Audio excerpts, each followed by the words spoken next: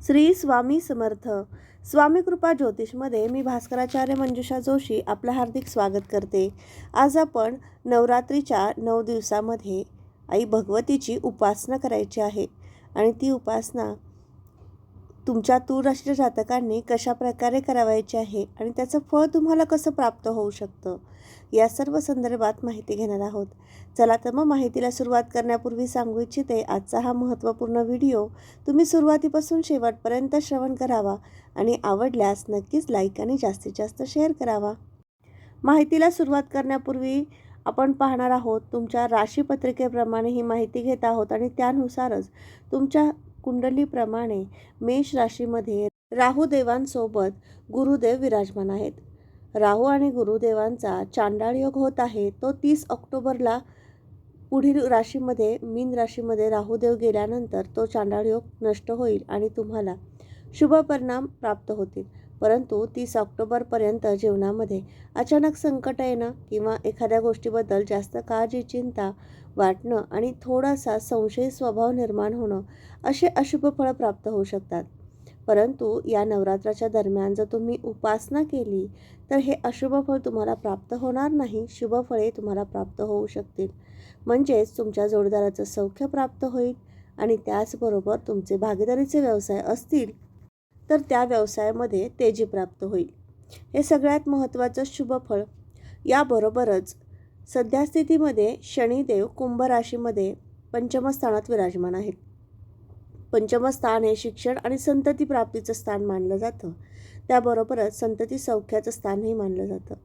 मग तुम्हाला या दरम्यान थोड्याशा अडचणी, कटकटी, संघर्ष हा शिक्षणाबाबतीमध्ये किंवा संततीच्या संदर्भात होऊ शकतो. तुमच्या मुलाचं किंवा मुलीचं तुमच्याशी मतवैचारिकता, मतभिन्नता निर्माण करून देणारं ग्रहमान प्राप्त होऊ शकतं. मग हे अशुभ फळ प्राप्त होऊ नये म्हणून तुम्ही या नवरात्रीमध्ये देवीची उपासना जास्तीत जास्त करायची आहे. त्याबरोबरच सगळ्यात महत्त्वाचं म्हणजे रविदेव आता तूळ राशीमध्ये 1 महिन्यासाठी येत आहेत. तूळ राशीमध्ये तुमच्या लग्नस्थानामध्ये नीच राशीचे रविदेव आल्यामुळे तुम्हाला नक्कीच आरोग्यालाही त्रास होऊ शकतो. मग हाही त्रास होऊ नये म्हणूनच आपण देवी भगवतीची उपासना करायची आहे. मग शुभ फळे कोणती प्राप्त होणार आहेत तुम्ही उपासना केली तर तेही समजून घेऊयात. तर सगळ्यात महत्त्वाचं पहिलं फळ म्हणजे तुमच्या जोडीदाराचं सौख्य, भागीदारीचे व्यवसाय उत्तम चालतील आणि त्याचबरोबर तुम्हाला नोकरी प्राप्त होऊ शकते, व्यवसाय वृद्धिंगत होऊ शकतो.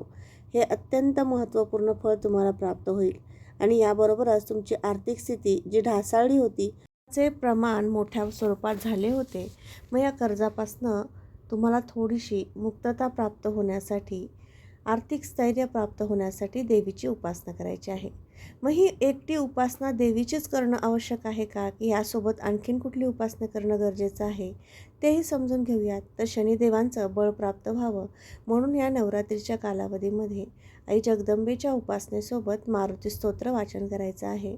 यामुळे तुम्हाला संततीचं सौख्य प्राप्त होईल आणि तुम्ही जर शालेय शिक्षण घेत असाल किंवा उच्च शिक्षण घेत असाल किंवा एखादा महत्त्वपूर्ण कोर्स जो तुम्हाला नोकरी, उद्योग, व्यवसायासाठी लागू पडेल असा करत असाल तर तो व्यवस्थित पूर्ण व्हावा, त्यामध्ये कोणत्याही प्रकारच्या अडचणी येऊ नये म्हणून आज मी सांगितलेली उपासना म्हणजेच देवीची उपासना आणि त्यासोबतच मारुतीरायाची उपासना म्हणजेच मारुती स्तोत्र वाचन करायचं आहे. मग देवीची उपासना करायची आहे, पण काय उपासना करावी हाही एक प्रश्न सर्वात महत्त्वाचा निर्माण होतो.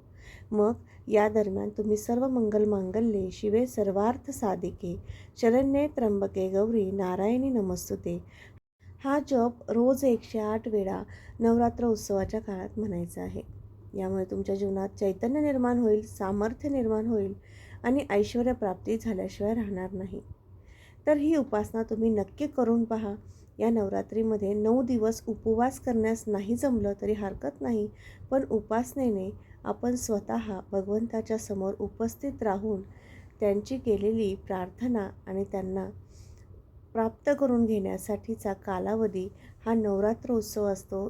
तर या नवरात्रीमध्ये नक्कीच तुम्ही ही उपासना करून पहा आणि त्याचबरोबर तुम्हा सर्वांना नवरात्र उत्सवाच्या मनपूर्वक हार्दिक शुभेच्छा देते आणि पुन्हा भेटणारच आहोत अशाच महत्त्वपूर्ण माहितीसोबत. तोपर्यंत आपला हा व्हिडिओ आवडला असेल तर जास्तीत जास्त लाईक आणि शेअर करा आणि त्याचबरोबर आपल्या चॅनलवर नवीन असाल तर सबस्क्राईब करायला विसरू नका. बेल आयकॉनलाही क्लिक करा. पुन्हा भेटणारच आहोत.